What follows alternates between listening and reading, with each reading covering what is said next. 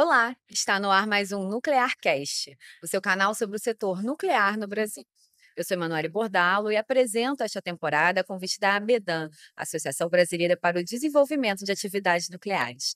Hoje eu tenho o prazer de receber no nosso estúdio Petrônio Aguiar, secretário naval de Segurança Nuclear da Marinha do Brasil. Como vai, Petrônio? Muito bem, graças a Deus, estou bem. Eu queria agradecer a você, tá, e a toda a sua equipe, essa oportunidade de eu estar participando dessa conversa entre nós e mostrar um pouquinho o que que a nossa secretaria pretende fazer, por que que ela existe, e também tratar um pouquinho da questão nuclear, se assim se interessar no cenário sempre marítimo, no cenário fluvial, é o que a gente entende um pouquinho. Perfeito, o prazer é todo nosso. É. Almirante, para começar, como funciona o processo de regulação e licenciamento de reatores nucleares embarcados no Brasil? Assim, há diferenças importantes entre reatores civis ou não? Sim, Para gente. eu conto sim, é muito legal essa pergunta.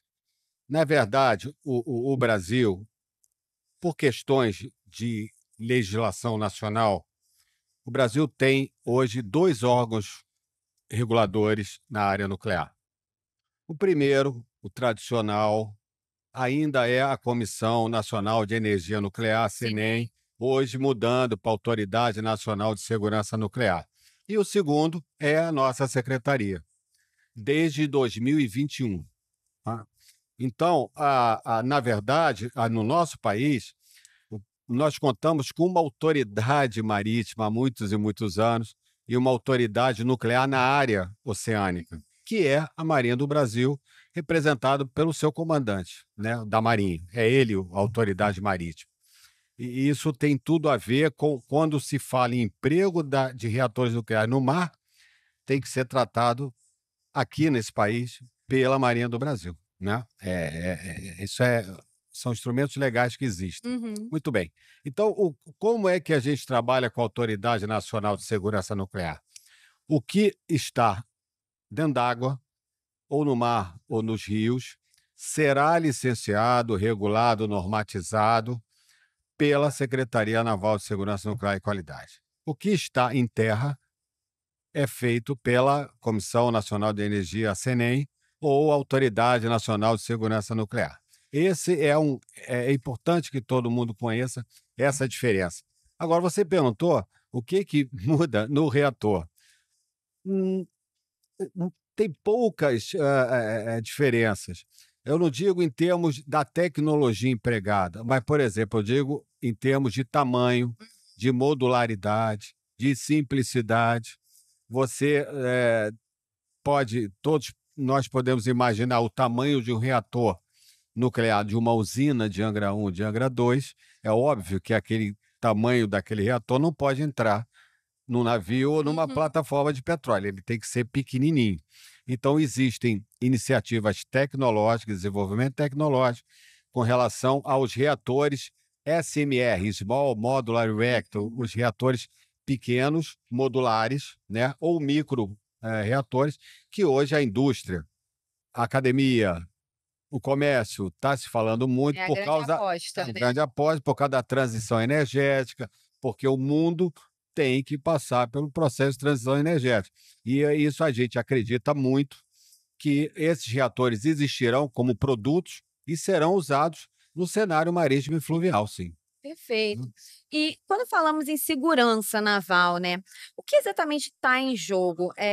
Que tipos de proteção são necessárias, tanto para o meio ambiente quanto para as pessoas que fazem parte dessa cadeia nuclear naval? Exato.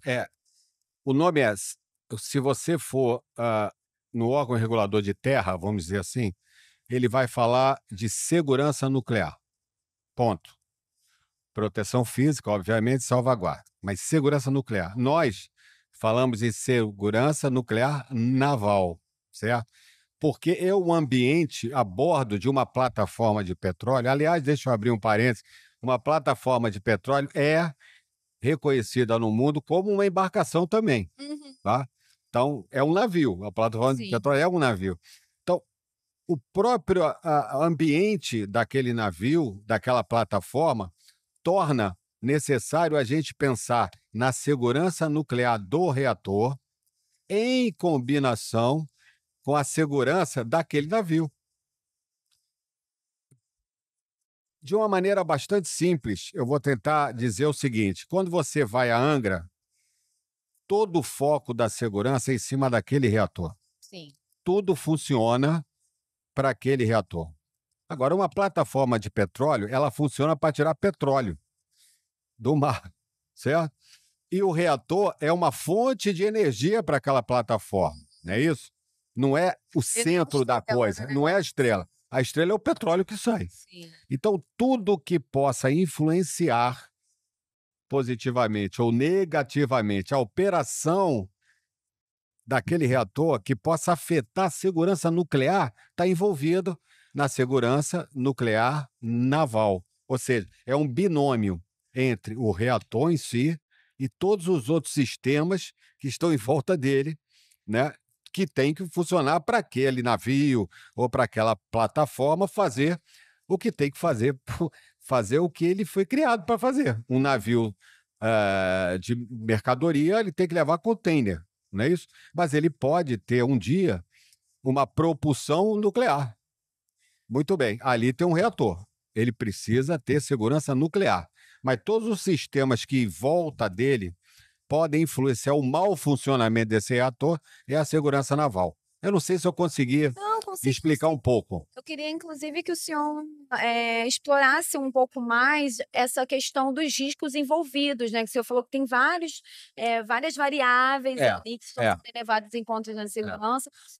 Como a gente está num ambiente marítimo, tem tanto a questão do meio ambiente, né? Que é um mar, tem as pessoas operando nessa cadeia. Quais são os riscos aí? Sim, tem vários. Tem vários. Eu não gosto da palavra risco. Eu gosto de falar de desafios. Tem vários desafios, tá? Primeiro, que é uma plataforma que está se mexendo.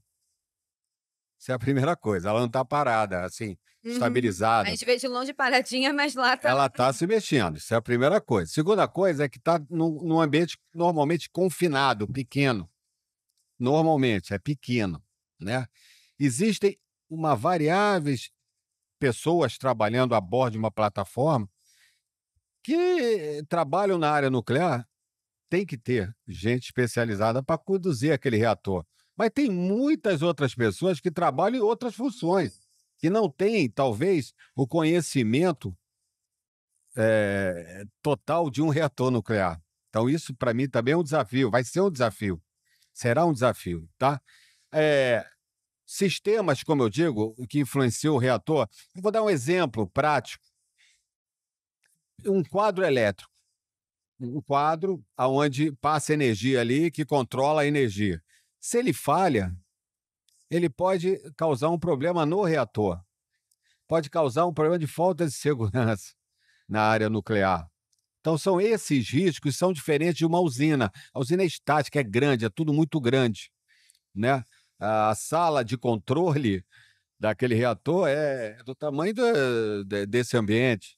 A bordo, não. A bordo de um navio, ou seja, uma plataforma, é um ambiente bem menor. Os sistemas são reduzidos, né?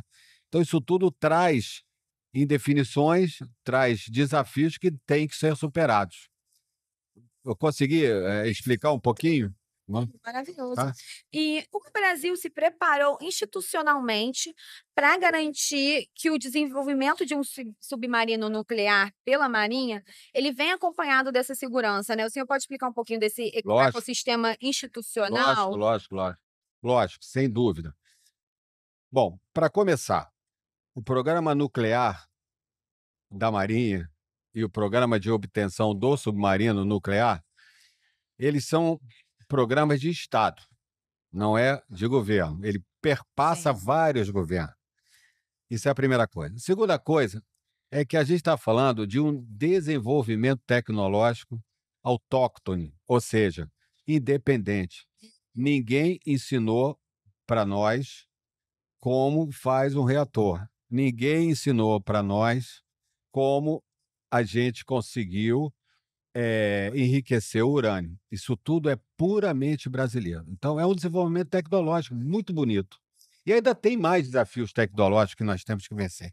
Então, tem 2 pontos, do Estado, um desafio tecnológico. E com isso, aí foi a Marinha, Ministério da Defesa, a Marinha, sempre com apoio dos governos, estabeleceram uma estrutura muito grande para que isso ocorresse, né? Desde lá de 1970, a gente vem desenvolvendo as ultracentrífugas, os engenheiros, os pesquisadores, né? Os cientistas. Isso foi vencido, agora nós já estamos vencendo outra barreira, a Marinha está vencendo outra barreira do laboratório, de geração de energia, então vai começar a construir o submarino. Ok, até aí tudo existe na Uhum. própria Marinha. Faltava um órgão regulador. E esse chegou em 2021. Agora, na verdade, no último ano, é que a gente vem tendo uma estrutura melhor para que a gente possa continuar. Nós já licenciamos, já fazemos, porque a secretaria, é importante que as pessoas saibam que essa Secretaria Naval de Segurança Nuclear, ela tem 2 vertentes que são separadas, tá? Uhum. Uma na área de defesa e a outra na área que eu chamo de civil, que eu estou falando da plataforma, do navio mercante. São coisas separadas. Aqui é a defesa e aqui é a área comercial, a área civil, como queiram, tá? Então, nós temos a obrigação também, tá, de regular e normatizar e licenciar a construção e a operação daquele submarino que a Marinha está fazendo, tá? Então, como eu falei no início, a nossa principal tarefa é regular, normalizar, qualquer tipo de embarcação, seja de defesa ou seja civil. Então, nós temos uma vertente importantíssima na área da defesa, que é o submarino, e na área agora dos SMRs marítimos, Perfeito. tá? E na prática, quais outros órgãos eles acompanham esse uso da energia nuclear, né? E aí eu acho que vale a pena o senhor aprofundar no de onde surgiu a necessidade da criação da secretaria, sendo um órgão paralelo do Cinem, né, que também faz esse trabalho. Foi uma questão de autonomia? Boa pergunta. Na verdade, nós trabalhamos aqui com a CNEM, com a Autoridade Nacional de Segurança Nuclear, de uma maneira extremamente cooperativa, tá? Uhum. Nós somos independentes hoje? Somos, mas nós somos muito cooperativos, isso é necessário que seja assim, até por falta de pessoal, falta de conhecimento, um complementa o outro. Agora, quando você, como eu falei anteriormente, o país, o nosso Brasil, já tem uma autoridade marítima. Essa autoridade marítima, como eu falei, é a Marinha do Brasil. E ela é responsável. E o que que essa. Tá bom, Petrônio, mas qual é a responsabilidade dessa autoridade? É preservar a vida humana no mar, número um. Número dois, evitar a poluição hídrica pro- proveniente daquela embarcação. Uhum. E o três é a segurança da própria navegação. São 3 coisas fundamentais. Ora, se você pensa em vida humana, poluição hídrica e navegação, se você tem alguma embarcação que tenha um reator dentro como energia propulsora, ela é uma embarcação em primeiro lugar. Em primeiro lugar, ela é uma embarcação. Só que a propulsão dela é nuclear, em vez de ser motor. Então, quem tem que tratar disso nesse país é a autoridade marítima. Só que a parte nuclear é muito específica, né? Com muitas regras, né? Então, foi a necessidade de se criar isso, foi exatamente por isso. Porque não cabe à CENEM a regular alguma coisa no mar. Uhum. Quem cabe isso é a Marinha, entende? Perfeito. Agora, eu queria também deixar claro o seguinte: eu falei do projeto submarino, lembra? Sim. Então, nós temos uma parte desse projeto muito importante, por exemplo, o enriquecimento do urânio, né? O laboratório Uhum. que a gente está instalando o reator nuclear fica em terra, lá em São Paulo. Quem é que licencia aquilo? A CNEM, não é a Marinha, porque está na terra, Tá, tá. Olha, tá? interessante. Entendeu? É a CNEM, não tem problema É tudo nenhum. uma A parceria parceria, também. a parceria. Só que no mar é uma coisa, em terra é Aproveitando o melhor da expertise de cada um. de cada um e também se complementando. Essa é a nossa intenção real. tá bom? Interessante, Tá? interessante. Agora falando de uma forma mais abrangente, Pois né, não? que eu acho que é uma boa oportunidade para isso. Qual o papel do setor nuclear naval para a soberania e para o desenvolvimento tecnológico do Brasil, né? A gente ouve muito, por exemplo, que essa questão do Brasil querer ter um submarino nuclear, de propulsão nuclear, como isso é importante geopoliticamente, como é uma Isso é demanda, fato. até para a demanda do Brasil de entrar no Conselho de Segurança da ONU. Isso. Então, fala um pouquinho para a gente Isso é sobre isso. fato. Só que eu vou conversar com vocês em duas áreas. Uhum. Primeira, tecnológica, nós estamos falando de soberania e estamos falando de Desenvolvimento desenvolvimento tecnológico. tecnológico. Vamos falar da tecnologia, da importância de ter conhecimento tecnológico na área Uhum. nuclear e a questão da defesa do submarino e da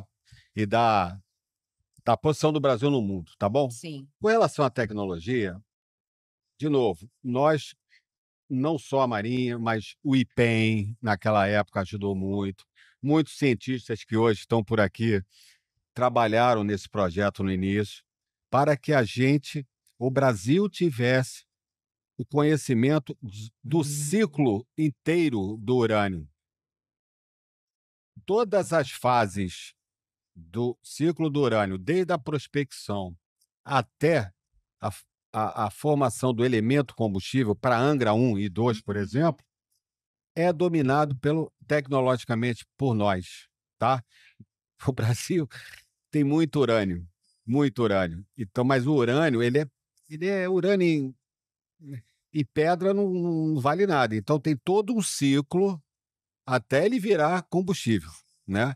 Todo esse ciclo houve que são tecnologias que nós mesmos desenvolvemos, brasileiros, e que hoje está guardado na Marinha, tá bom? Lá em São Paulo, Interessante. tá? Então, essa é a nossa soberania. Poucos países desse mundo, desse planeta, têm o domínio completo de todo o ciclo do combustível como nós temos. Isso é a soberania brasileira, sob o ponto de vista tecnológico. Sob o ponto de vista de geopolítica, sob o ponto de vista da imagem do nosso grande Brasil perante o mundo, um submarino nuclear convencionalmente armado, nós não estamos falando de bomba, nós não estamos falando de arma nuclear, estamos falando de propulsão nuclear, né? É muito importante para o Brasil ter, né? Vai aumentar o status do Brasil hoje, infelizmente, eu acho, nós estamos vendo o mundo para onde ele está caminhando, com guerras, etc. E quem tem um submarino nuclear tem respeito perante o mundo. É só observar o que está acontecendo. Então, não que o Brasil vá fazer guerra, não é nada disso, mas que tenha uma posição É assim, não forte. mexe com a gente. A Ó, gente tá assina os É, tratados de não proliferação, a gente, né, mas assim, isso, não isso, mexa. isso. Nós temos, sim, tecnologia, conhecimento e estamos operando um submarino nuclear. Tá? Com todas as benesses que ele traz para uma marinha. Tá? Então, essa também é uma questão de soberania e que a gente entende, a gente torce que a Marinha chegue ao final desse projeto e que a gente possa ajudar de alguma forma. Perfeito. E para fechar, assim, olhando para o futuro, né, Não. como o Brasil ele pode se tornar uma referência em segurança nuclear naval, pensando na América Latina, pensando até mundo mesmo, É, já que a gente está nessa é, seara? é. Sob ponto de vista, vou ser muito franco. Uhum. Eu acho que quando a gente olha para a América Latina, nós temos uma chance enorme de ser o líder disso, porque nós estamos realmente na frente, né? A Argentina também está muito bem nesse aspecto de desenvolvimento tecnológico, ela tem conhecimento, mas a América Latina como um todo ainda não acordou para isso. Agora a gente vê alguns países começando a discutir isso por causa da transição energética e Claro. por causa da necessidade da energia nuclear. O nosso país é tão rico que essa energia nuclear não é tão importante para a malha energética brasileira. A nossa malha é a malha mais limpa do mundo. Nós temos que nos orgulhar disso. Nós temos sol, água, vento, né? Mas a energia nuclear entra como mais uma que, além de ser limpa, ela dá mais estabilidade para o sistema energético brasileiro, tá bom? Então, isso é fato. Aí, essa feira aqui é a maior da América Latina, certo? Então, isso é fato, nós estamos na frente disso. O mundo, eu acho que ainda é um pouco cedo. Nós temos que Uhum. evoluir muito mais, porque tem países, Já tem uma né, tradição há que muito têm tempo. muito tempo tradição nuclear, porque também precisam muito dela, né? Uhum. Então, estão bem mais avançados que a gente. Agora, na América Latina, não. Eu sou muito otimista que a gente vai liderar esse processo. Perfeito. Bom, Petrônio, muito obrigada pela sua participação. Foi ótimo conversar com o senhor aqui no muito obrigado. podcast. Eu é que agradeço e estou à disposição sempre, tá bom? Maravilha. Quero Bom, agradecer também nossa audiência que acompanhou até aqui e a toda a equipe da Abidan, que está nos bastidores, garantindo que esse podcast nos proporcione conversas tão enriquecedoras como a que a gente teve agora. Um obrigada e até o próximo episódio.